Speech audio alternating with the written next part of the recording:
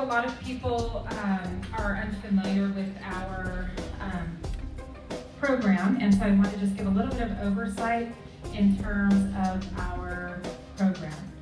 I'm going to talk to you about several things. I'm going to go through this really fast because they give me 5 minutes, and I love to talk, so 5 minutes is not enough time for me to tell you everything I need to tell you. So, but this I'm going to leave with the city, and I can provide it to you afterwards if you want a copy of this. We're going to go through several things, primarily focusing on the internal investigation and review of city records that we've done at the Division of Drinking Water. And that is a key component, and at the very end I'm going to tell you the findings of that internal review and investigation into the city's records. So just in terms of regulatory authority, as Cindy mentioned, US EPA delegates authority to the State Division of Drinking Water for oversight of all public water systems in California. And then the Division of Drinking Water further delegates that authority down to the district offices. And City of Fresno is in the Merced District, and the Merced District Division of Drinking Water provides regulatory oversight for the city, and that includes reviewing all their monthly reports, reviewing their water quality, issuing of water supply permits for any new sources and or treatment. So we got involved early on in this investigation. Back in February, the city notified us of their initial sample results and the fact that they had some lead action level exceedances at individual homes. So obviously we were very concerned, and we have been engaged with the city since that time, working through and providing oversight of all of the proposed improvements that the city is working on to solve this and resolve this issue.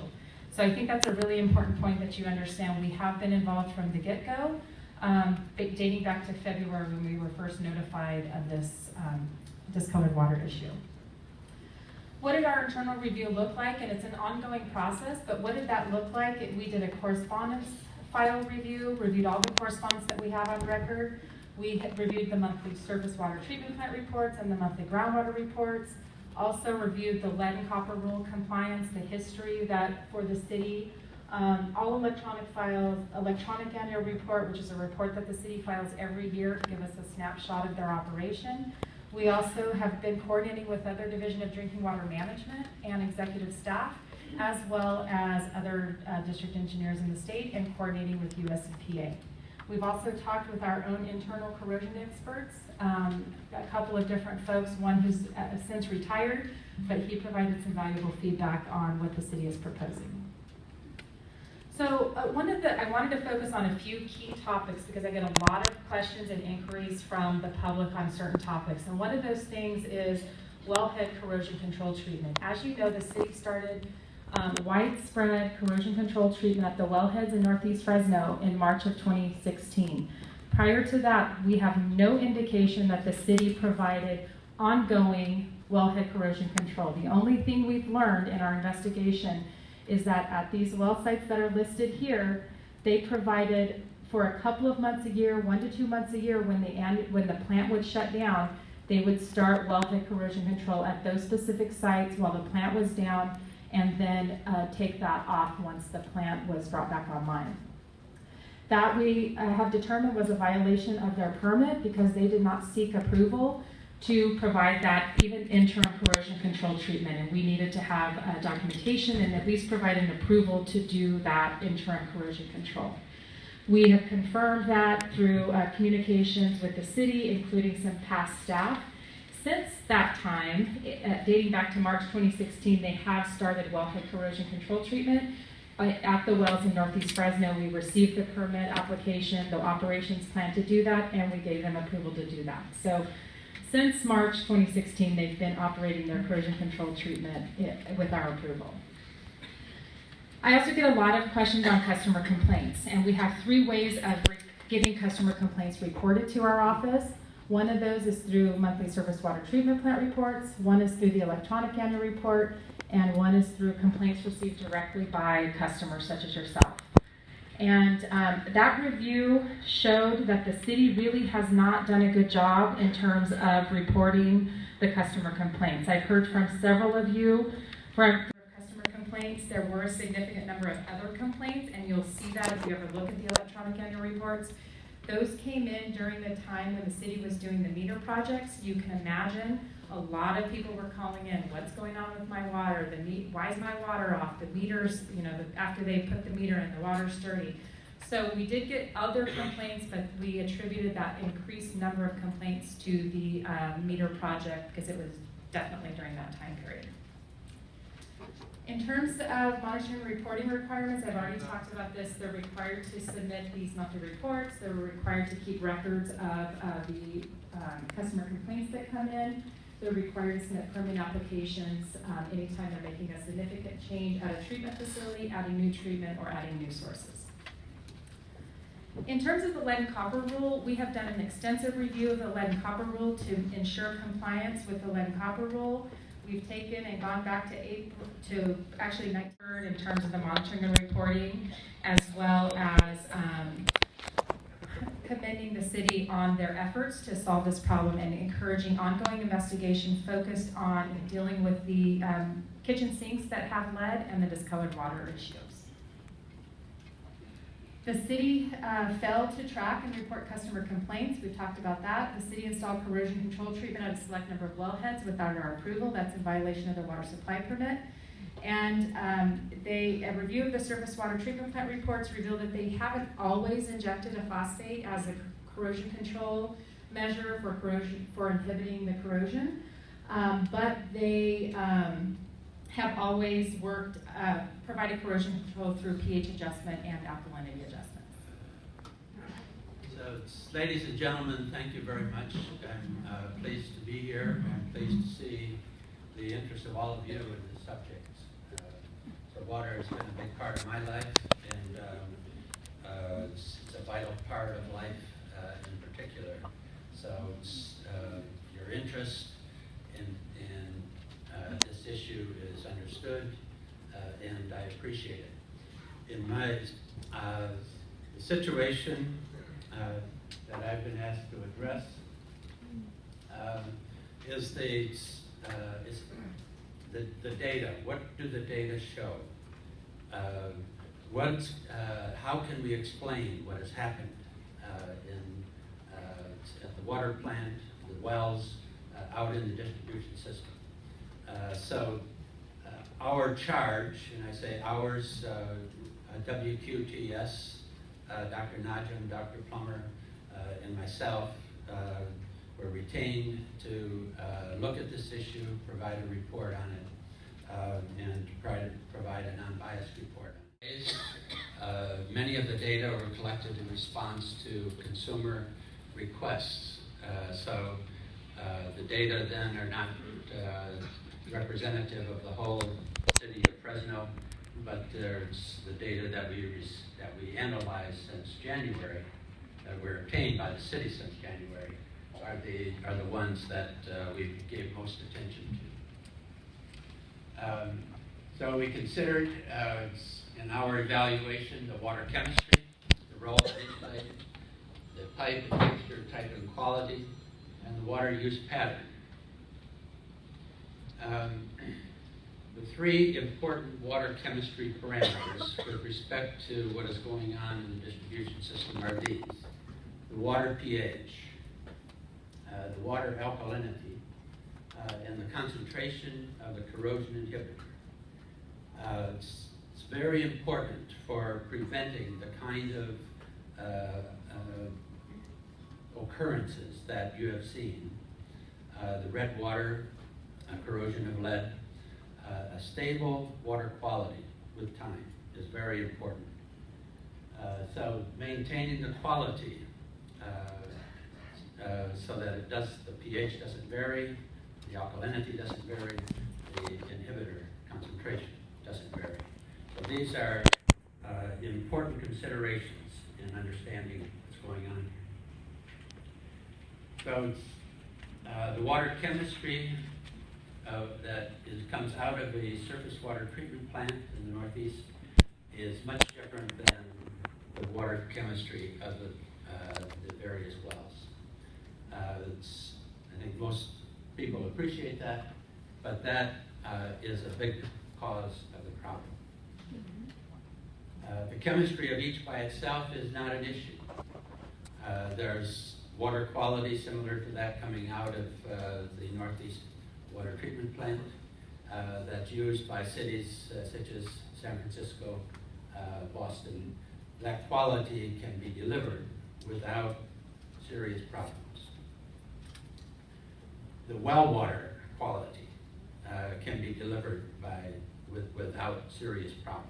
In and of itself, these waters the quality in itself is not a problem. The big problem is that the area served by these water sources changes as demand changes.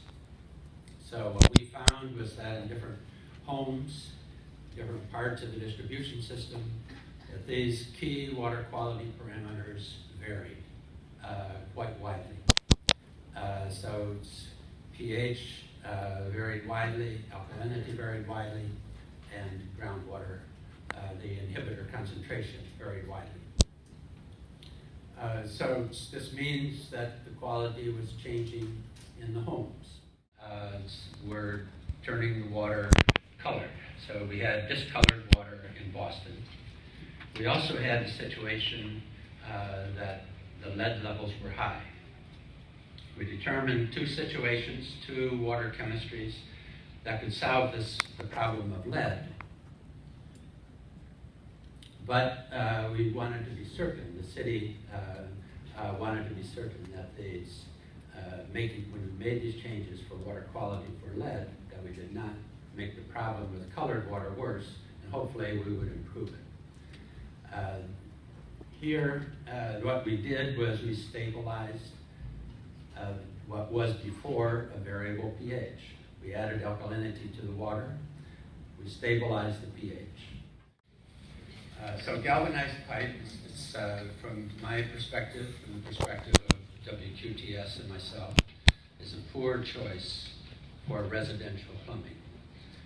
The reason is that it's based upon protecting iron, the structural component of the pipe, iron pipe, protecting that with zinc, and the protection action depends upon the zinc layer corroding, disappearing over time. So basically what that means is that if a galvanized pipe is used, you anticipate that that zinc layer coating the inside of the pipe is eventually going to be gone. Okay, then the question is, do you have a stable water quality in place so that you can avoid the production of colored water from the iron?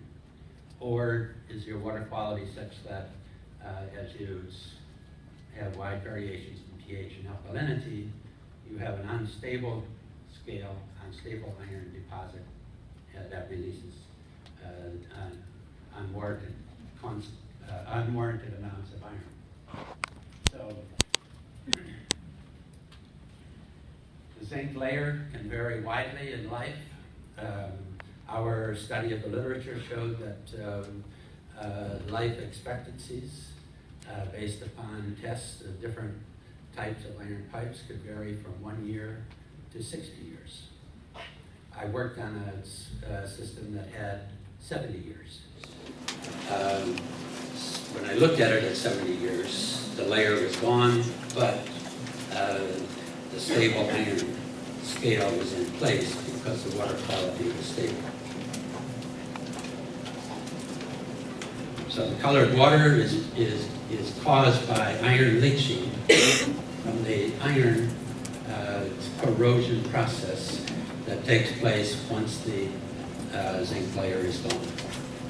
This is an example of two pieces of pipe, one going into a water heater, one going out of a water heater. The upper pipe, the zinc layer is gone. There's a smooth iron coat in a situation where the water quality is varying. This scale will release iron. But I think if we stabilize the scale, and our recommendation, as you'll see in just a moment, our recommendation is to stabilize the water quality so that scales such as shown here on the top part of the slide, just the pieces of the top part of the slide, do not release any. The hot water side is more that make the use of it in hot water a problem. The corrosion reactions speed up. All chemical reactions go faster the higher the temperature. But there's also electrochemical changes that can take place between the zinc and the iron that exacerbate that corrosion problem. Faucets and fixtures, hose bibs, and bathtubs and showers. There were lots of lead samples taken. We looked at them, first of all, from the point of view of what does the total body of data show. Then we separated those by type of fixture and looked at what each of these fixtures were doing. Now, as Cassie mentioned, the kitchen sinks are especially important. These are the ones that the lead and copper rule, we sampled the lead and copper rule sample from. These are the ones that are controlled, the production of lead from the kitchen sink. So this is an especially important fixture. If we look at kitchen sinks, we see 602 samples were taken from kitchen sinks. We found 1.5% of those above the action level of 15 micrograms per liter. That would be 9 samples that we found above 50. 9 out of 602. When the refrigerators were sampled, the water that you get from the spigot on the refrigerator, cold water, we found none of these that had high leads.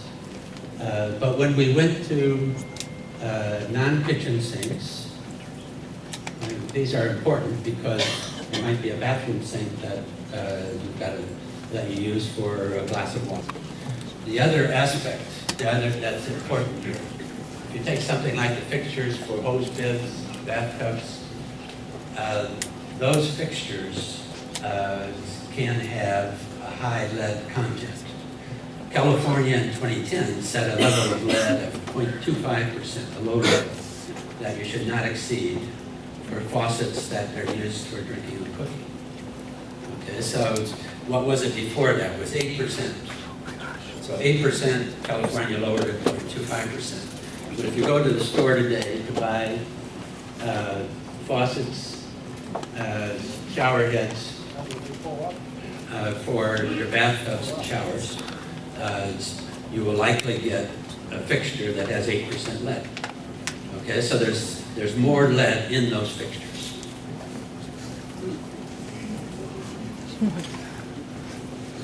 So the effect of flushing time, there were a number of samples where we took, I'm using that term loosely, it was a city and its employees that were taking the sample and making the measurements.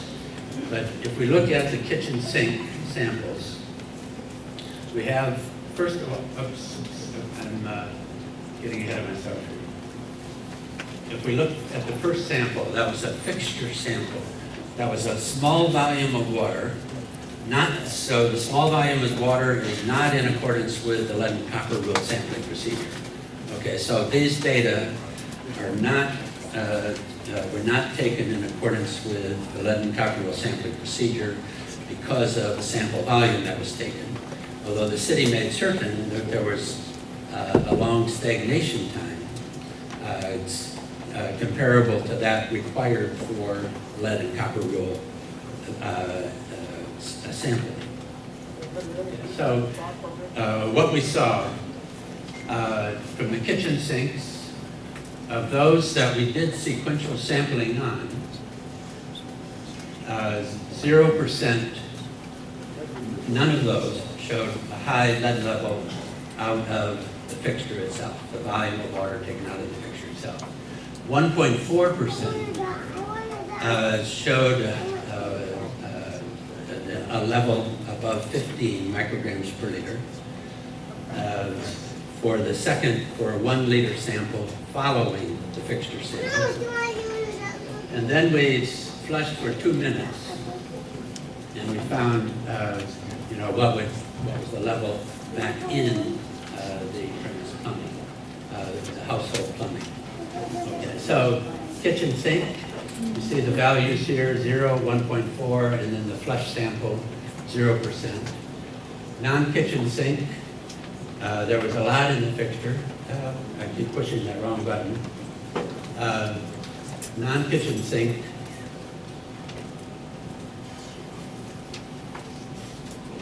(13% out of the fixture, 6.5%, and 0% for the flush sample. Hose bibs, 24%, 12, 4.9. Bathtubs and showers. So going to the right here is with decreasing frequency of use. Okay, and you can see that the fixture itself has the higher levels.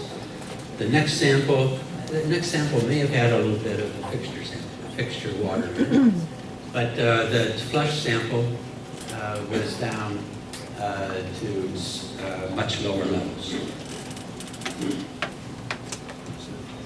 Okay, so our recommendations that we're making, stabilize water quality by bringing the chemistry of the surface water to the chemistry of the groundwater.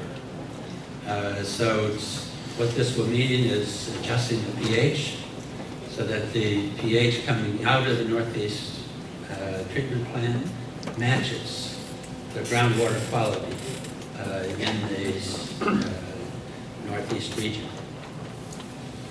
Continued focus on monitoring to attract improvements. We'd like to know if we make these changes, how fast are things improving.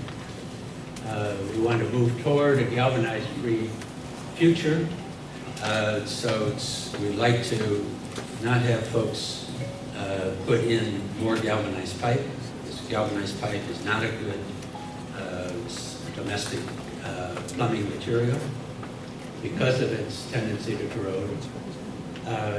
We would encourage homeowners to replace brass faucets from drinking faucets that provide drinking water.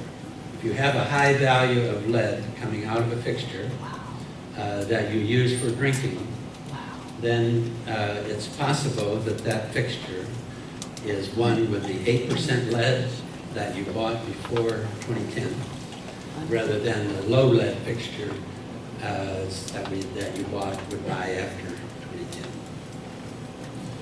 2010. We have a number of recommendations that we've made for continuing to optimize the water treatment process. So this would be there's some important steps that still need to be taken, and we've outlined those in some detail in our report.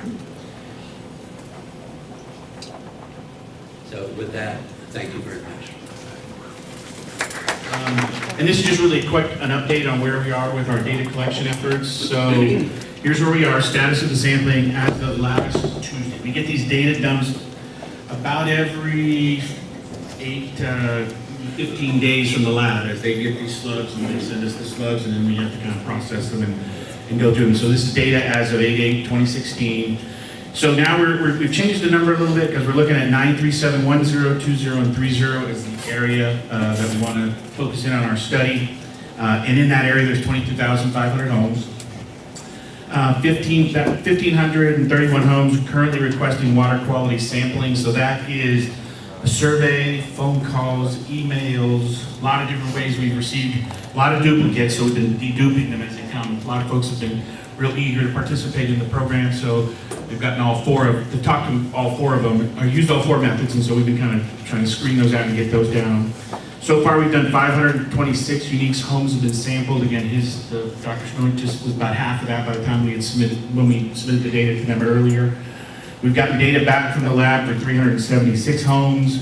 We have 119 homes that have been sampled at least twice, some as many as 5 times, and that goes to our discussions with Dr. Snowing and others. We're trying to measure the progress, so we make a change, let's go ahead and test the home again, make a change, test the home again, and we just keep kind of walking through it. So for those of you who had to get up a lot of times in the morning for the sampling, thank you very much. But we're not done, as he indicated. We've got to continue to monitor the progress of the chemistry changes we've made.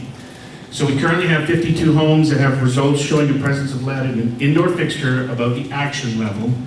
But as the doctors pointed out, and the state, we've talked to the state and the EPA, here's how those kind of break out. Those 52 homes had about 80 fixtures. 44 of them are bathtubs, 24 are kitchen sinks, 6 are utility sinks, either in the laundry room or in a galleyway in the home. We have 4 kitchen sinks. This is as of last Monday. We have 4 kitchen sinks. We're really kind of focused on like a laser to try and understand the chemistry and things that are going on there. A garage sink, somebody wanted, and again, a garage sink and then a shower. And so I want to clarify the way we've been doing the testing. We originally started this as a corrosion investigation, discolored water.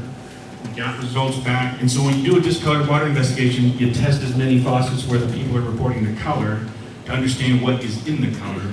Then we got the lead hits, and we flipped it from a discoloration investigation to a lead investigation. So we have a lot of data sets that are pretty expansive, more expansive than you would see in a normal lead and copper rule kind of survey that you would do. We're doing both a lead study and a corrosion study at the same time. And so related to the lead study, it's those 4 kitchen sinks that we're really kind of focused on, trying to get them chemistry to work through them and get them off the list and get them to respond to the chemistry that we're working on. So that's the update on where we are with the sampling. I appreciate everybody that's been calling, emailing, wanting to get on the list. That's been great. It's been a challenge. It's been summer, so not this week, we do it next week. We get some homes and the irrigation system ran the night before, so that kind of compromises our 6-hour stagnation period, so we have to reschedule. So it's just been a lot of logistics working through that process, and I appreciate everyone's patience as we kind of work through and march through collecting all the data. So with that, I will turn it over to Corinne, our esteemed guest from San Francisco and EPA Region 9. So my name is Corinne Line, and I am manager of the drinking water program at EPA Region 9 that covers a lot of the Southwest states, including all of the ones, most of the mainland, including Hawaii, Guam, the Northern Marianas, and American Samoa. And my office is responsible for working with each of these state agencies and overseeing their implementation of a drinking water program. The agency delegates the federal drinking water program to states to administer, implement, and enforce our federal requirements to ensure the provision of a safe and reliable source of water to the public. We take our oversight very seriously. It is viewed, it's the Environmental Protection Agency is mostly protecting the environment, but the drinking water program has always been viewed as a public health program, probably the only public health program within the EPA. So we take our oversight seriously in the work that we do to ensure that our federal statutes and regulations are upheld. And we're here today to listen to your community concerns. If there are missteps, then the state and the city will need to address.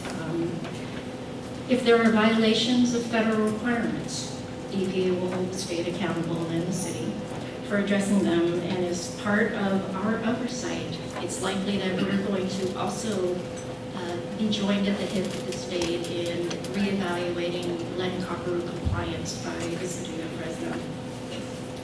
Over the past month, we've had weekly meetings and calls with the state to monitor the situation in Northeast Fresno and to understand the situation and to provide support and assistance. The city is conducting its investigation, and we look forward to getting a copy of their findings. The mayor and her executive staff is actually making her way to San Francisco next week to meet with the regional administrator of our San Francisco office to further engage on next steps and actions to resolve your community concerns.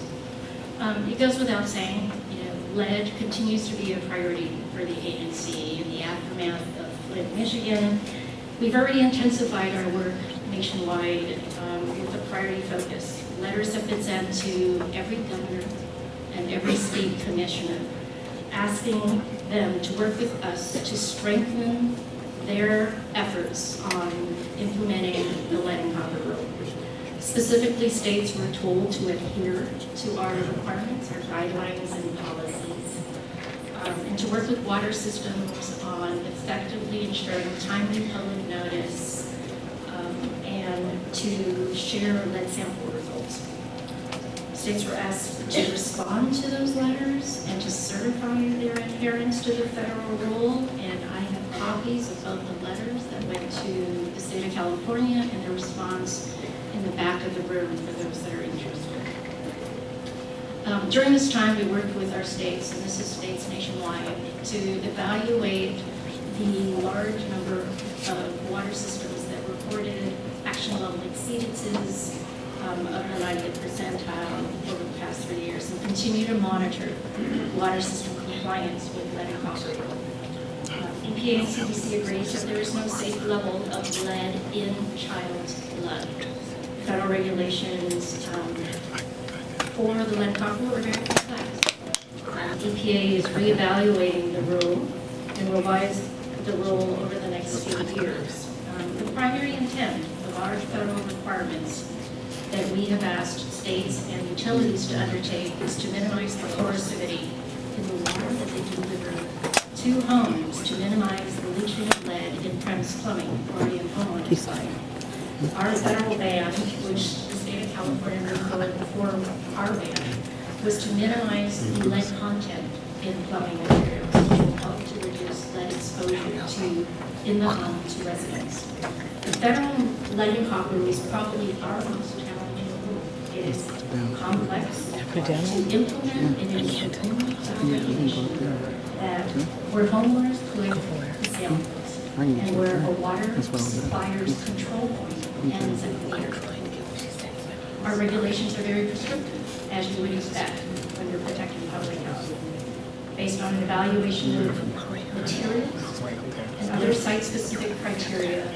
The water utilities identified those sample sites, and our esteemed Professor Snoy addressed the lead and copper sampling at kitchen homes and kitchen taps. Again, regularly used taps for exposure of lead in drinking water. Sampling plans are approved by the states.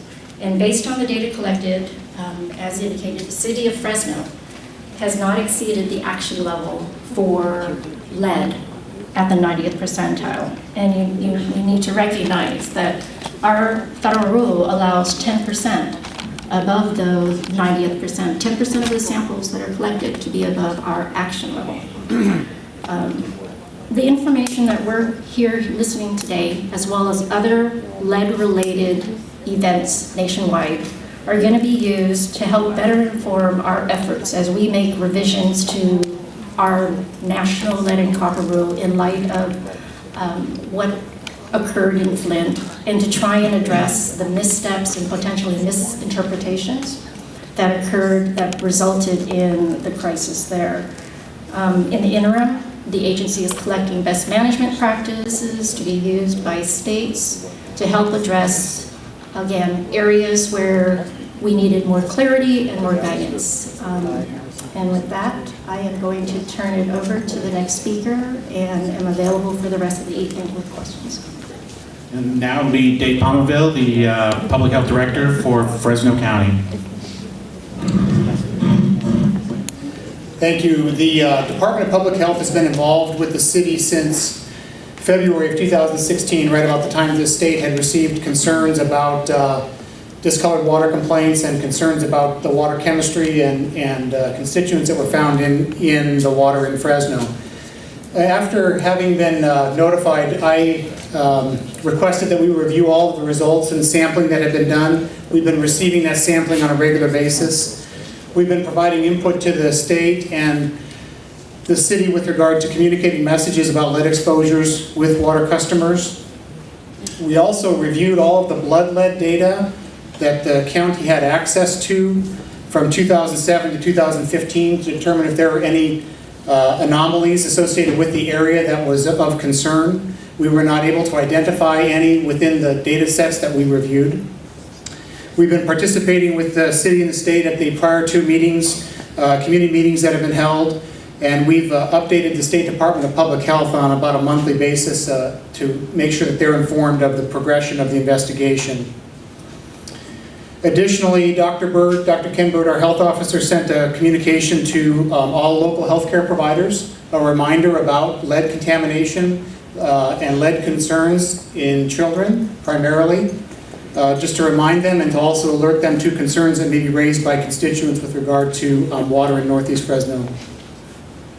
The team from the health department has included our health officer, Dr. Ken Bird, Mary Morrison, a public health nurse who spends her time working most of her day on lead issues in children, Wayne Fox and Amy Dobrennen, who are environmental health specialists with the county. They're available today to answer any questions if you have any on the way out, and they have some information at the back table. It's maybe interesting for you to know that the county receives all of the results of lead testing that is done in Fresno County. So it's not because your doctor sends the results in, it's because the laboratory is under statutory obligation to report that information to a state registry, regardless of what the result is. That data is then sent to counties so we can monitor for elevated lead exposures in our community. Our primary concern is children. We know that children absorb lead at a higher rate than adults do, and we also know that the health impacts from exposures to lead in children are more significant. Just to give you an idea about what happens when we have an elevated lead concentration that is identified, if it's at or above the minimum threshold for intervention, which is 4.5